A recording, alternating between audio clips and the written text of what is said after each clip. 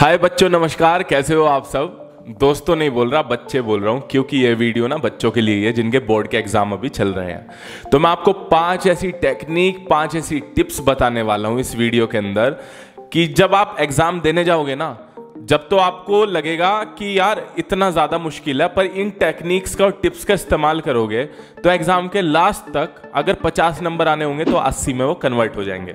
इस वीडियो को बनाने से पहले मैंने रिसर्च तो बहुत ज़्यादा करी है और सलाह भी ली है। मैंने बहुत लोगों से पूछा भी है, स्पेशली टीचर से पूछा है कि जब वो कॉपी चेक करते हैं तो क्या दिक्कतें स्टूडेंट्स के अंदर, स्टूडेंट्स की कॉपी में देखी जाती है, किन दिक्कतों की वजह से मार्क्स कटते हैं, किन चीज़ों की वजह से ज़्यादा मार्क्स दिए जाते हैं, किन चीज़ों की वजह से कम मार्क्स दिए जाते हैं। तो इस वीडियो के अंदर टिप एंड ट्रिक्स के साथ मैं प्रॉब्लम्स भी शेयर करने वाला हूँ।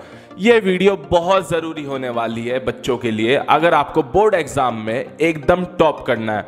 अगर आपने कुछ भी पढ़ाई नहीं करी ना और इन तकनीक का, इस चीज़ का आप अपना लो अपनी लाइफस्टाइल में, 1-2 दिन के अंदर भी अगर आपने पढ़ाई से पहले ये चीज़ अपना ली तो मैं सच बता रहा हूँ तो आप आराम से 60-70% तो आपके आने वाले हैं, अगर आप 30-40 पहले लाने वाले थे तो। ये जो टिप्स और टेक्निक्स हैं, मैं पहले बैक बेंचर था और जब मेरे मार्क्स आते थे और इन टिप्स और टेक्निक्स का मैं यूज़ करता था तो फ्रंट बेंच पे जो आगे बच्चा बैठता था ना, उससे भी ज़्यादा मैं मार्क्स ला पाता था इन चीज़ों का इस्तेमाल से। ये जो सीक्रेट मेथड्स हैं ये आपके साथ मैं शेयर करने वाला हूँ कि आप जो एग्जाम पेपर में लिखो तो एक टॉपर की तरह आपकी एग्जाम शीट होनी चाहिए। जब आप पेपर लिखते हो तो 4 सबसे बड़ी प्रॉब्लम, 4 से 5 सबसे बड़ी प्रॉब्लम होती है जिसकी वजह से आपके मार्क्स कटते हैं। ये पूरा इसके अंदर मैंने पर्चे के अंदर एक एक चीज़ आपकी प्रॉब्लम्स लिख रखी है सारी रिसर्च के बाद।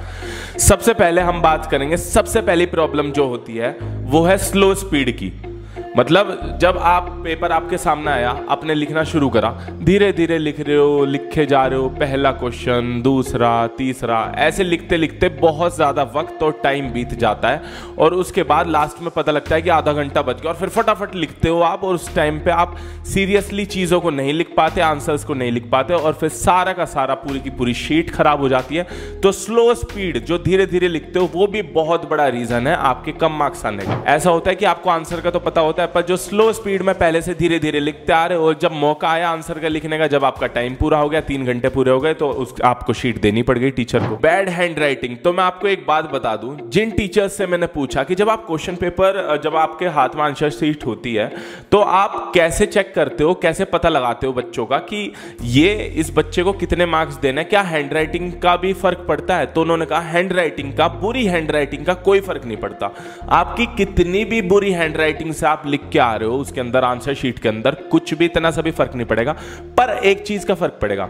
बुरी हैंडराइटिंग वो समझ जाते हैं, बच्चे के दिमाग पे प्रेशर था बोर्ड एग्जाम्स की वजह से, तो हो सकता है कि बुरी हैंडराइटिंग होगी हो, पर टीचर के समझ जरूर आनी चाहिए आपकी जो हैंडराइटिंग आपने लिख रखी है। बुरी है कोई दिक्कत नहीं है, पर इतनी भी बुरी ना हो कि सामने वाले टीचर को समझना है, वो फ्रस्ट्रेट हो जाए, इरिटेट हो के वो सारी काट पीट के क्वेश्चन का आपको 5 मार्क्स मिलने और उसके आपको 1 मिले या 0 मिले। जब आपने पहले बहुत सारे पेपर्स दिए होंगे, बहुत सारी क्लासेस पास करी होंगी, इससे पहले आपने ध्यान दिया होगा जब आंसर शीट में आप लिखते हो बीच बीच में कटिंग बहुत ज्यादा करते हो। यहाँ पे कट कर दिया, एक लाइन लिखी, फिर 3-4 शब्द काट दिए, फिर नीचे कोई तो फ्लूड का यूज करते हैं, फ्लूड का भी यूज ना करे तो कटिंग करते रहते हैं।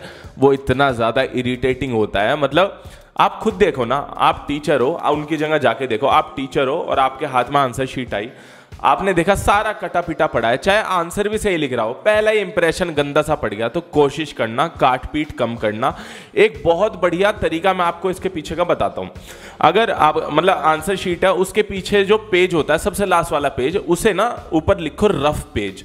और काट पीट की होती है आंसर्स में, क्योंकि आप पहले आपको रफली सबसे लास्ट वाले पेज पे प्रैक्टिस करनी है जब आप आंसर लिख रहे हो आंसर शीट के अंदर, कि जो मैं पूरा का पूरा क्वेश्चन लिखने जा रहा हूं वो सही तरीके से लिखूं ना लिखूं, तो पीछे रफ वाली चीजें लिख लो और रफ वाली चीजें लिख के आपको समझ आ जाएगा कि मेन चीजें आंसर के अंदर क्या लिखनी है। तो रफ वाला पार्ट जरूर होना चाहिए लास्ट में, तो भाई टीचर को भी अच्छा लगता है कि लड़के ने ना लास्ट में बिल्कुल रफ पेज बनाया, उसके अंदर अपनी प्रैक्टिस करी और फिर अपना पूरा का पूरा आंसर लिखा अच्छे से। एक सही टेक्निक बहुत ज्यादा मायने रखती है आपको अच्छे मार्क्स दिलाने में। मतलब टेक्निक बताता हूं मैं कैसे। जैसे क्वेश्चन पेपर आपके सामने आया, 1 2 3 4 ऐसे क्वेश्चंस लिखे हुए हैं। क्वेश्चन नंबर 1 2 3 4 5 6 ऐसे लिखे हुए हैं। तो एक इंसान ने तो क्वेश्चन नंबर 1 का आंसर दिया, फिर 2 का दिया, फिर 3 का, ऐसा सीक्वेंस वाइज वो चलता रहा। पर दूसरे इंसान ने क्वेश्चन 3 का लिख दिया पहले आंसर टॉप पे, फिर 6 का लिख दिया, फिर 1 का लिख दिया, फिर 4 का लिख दिया। ये चीज ना बहुत फ्रस्ट्रेट करती है टीचर को। सीक्वेंस वाइज ही लिखो, सीक्वेंस वाइज नहीं लिखोगे तो मैं सच बता रहा हूं, साइकोलॉजिकली भी टीचर के दिमाग से अगर वो खुश है आपके आंसर शीट देख के तो बहुत फर्क पड़ेगा आपके नंबरों पर। अगर ये सीक्वेंस वाइज नहीं होंगे ना, इरिटेट आप सामने वाले टीचर को करने वाले हो, तो फिर आपके नंबर भी कटेंगे, मार्क्स भी कटेंगे। उस चीज के लिए भी तैयार रहना। स्लो स्पीड में जब आप लिखते हो तो जगह नहीं बचती, टाइम नहीं बचता आंसर शीट में लास्ट में जाके। तो मैं आपको एक आइडिया बताता हूँ, एक ट्रिक बताता हूँ। सबसे पहले ना एक काम करो, जो क्वेश्चंस, जैसे 10 क्वेश्चन आपके सामने हैं, तो जो क्वेश्चन आपको सबसे ज्यादा अच्छे से लिखने आते हैं, जिनके बारे में सबसे ज्यादा नॉलेज है, सबसे ज्यादा आंसर जिसके पता है अच्छे से, वो क्वेश्चंस पहले अटेम्प्ट कर लो, ठीक है। और फिर ये सीक्वेंस वाली बात आएगी, इसमें फिर से दिक्कत होगी। पर अगर आपको नहीं आता तो ऐसे कर सकते हो। फिर ये होगा कि जो बेहतरीन वाले क्वेश्चंस हैं, स्टार्टिंग के जो पहले दूसरा तीसरा पेज तक होता है ना आंसर शीट के अंदर, उससे ही सबसे ज्यादा अच्छा इंप्रेशन जाता है सामने जो आपकी कॉपी चेक करते हैं। ये बात सारी मुझे टीचर्स ने बताई है, मैं आपके साथ इस वजह से शेयर कर रहा हूं। तो पहला दूसरा तीसरा पेज ना आपका बिल्कुल टॉप लेवल का होना चाहिए। तो जो आपको आता है सबसे पहले वो करके लिख दो।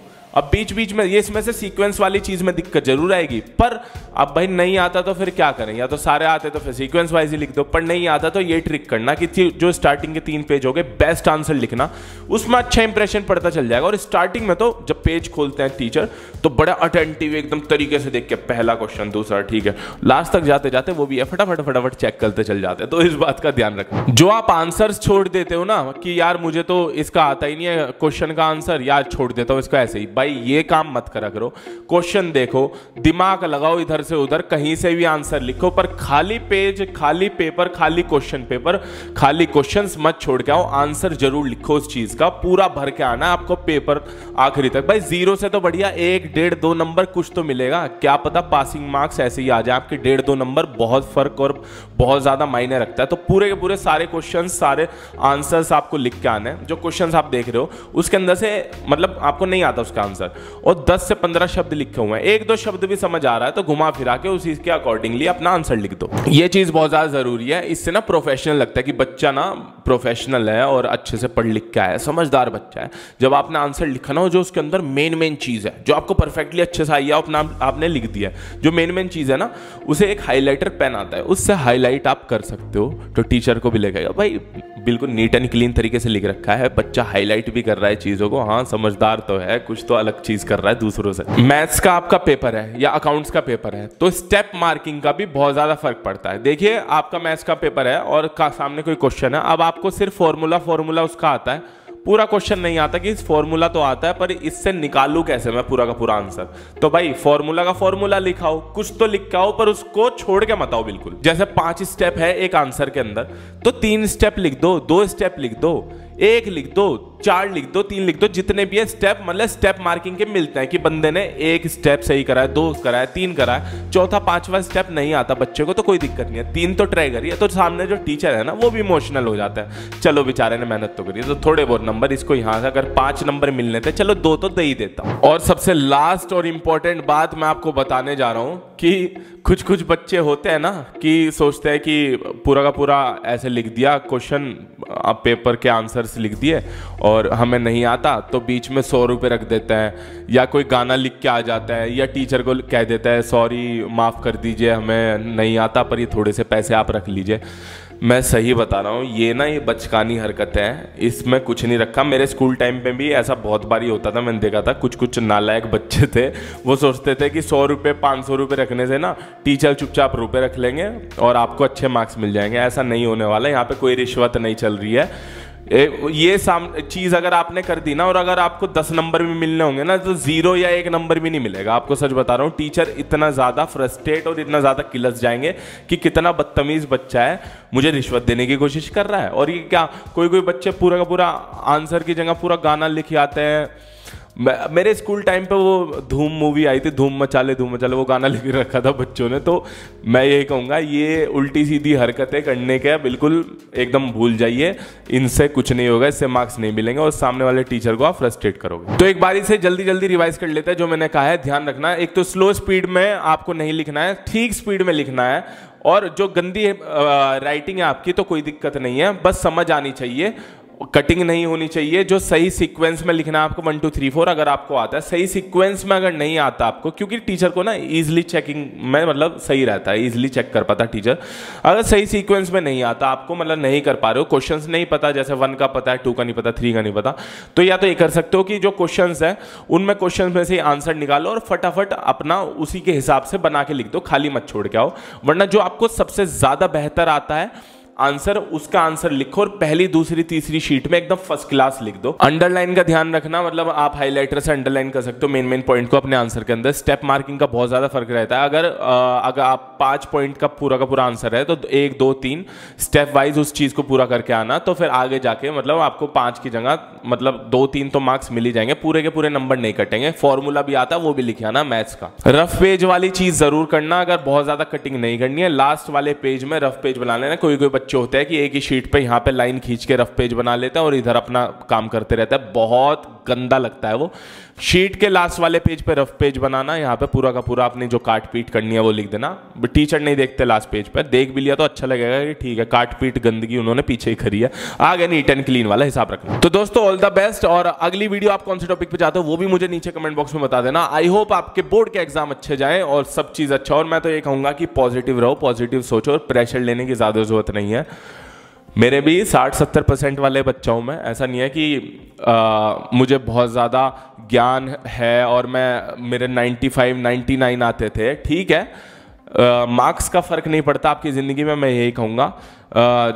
जब मेरे 70% मार्क्स आए थे, मैं अपने ग्रेजुएशन की बात बता रहा हूँ, तो जो 95% वाले मार्क्स वाले बच्चे थे उनकी प्लेसमेंट नहीं हुई थी, उन्हें जॉब नहीं मिली थी। और मुझे 3 प्लेसमेंट मिली थी अलग अलग कंपनीज में इंडिया के अंदर। एप्पल इंडिया भी उसके अंदर एक थी। तो मैं ये कहूँगा कि मार्क्स इतने रखो ठीक ठाक कि समाज में इज्जत रहे, और इतने भी मत रखो कि रट्टू तोते की तरह आप सारा रट के चले गए और 95 मार्क्स ले आए और नॉलेज आपको है नहीं। सामाजिक नॉलेज होना भी बहुत ज़्यादा ज़रूरी है किताबी नॉलेज के मुकाबले। सब चीज़ मॉडरेट रखो, बीच में बैलेंस करके चल रखो। अति भी हद से ज़्यादा जब किसी चीज़ की कर देते हो, पढ़ाई भी जब हद से ज़्यादा कर दोगे तो ये सिस्टम मिल जाएगा। प्रेशर लेने की ज़रूरत नहीं है, सब चीज़ ज़िंदगी में अच्छे से होगी अगर अच्छी साफ नीयत होगी। पढ़ो, दिल लगा के पढ़ो, इतना भी मत करो कि ये नसें फूल के फट जाए और डिप्रेशन आपको हो जाए। तो मैं कहूँगा कि ध्यान रखिए अपना, मिलता है अगली वीडियो में। ऑल द बेस्ट आपके सारे पेपरों के लिए।